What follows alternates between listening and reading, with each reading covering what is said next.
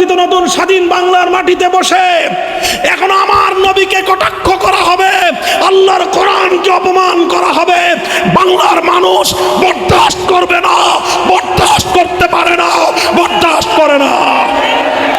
আমাদের আগামীর কথা পরিষ্কার কথা, এ বাংলার মাটিতে যারা আল্লাহর কোরআনকে অবমাননা করবে, যারা আল্লাহর কোরআনের শিক্ষার বিরুদ্ধে অবস্থান গ্রহণ করবে, যারা ইসলামী সভ্যতাকে, ইসলামী তাহজিব তামাদ্দুনকে বাংলার মাটি থেকে উচ্ছেদ করবার, উৎখাত করবার পায়তারা করবে, তাদের বিরুদ্ধে যুদ্ধ করার জন্য প্রয়োজনে আমরা আবার শাপলা চত্বরে যাব, আবার শাপলা চত্বরে যাব।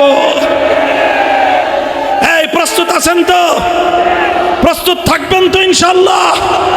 ওলামায়ে কেরামের সঙ্গে থাকবেন, আলেমরা ইনশাআল্লাহ বিক্রি হবে না।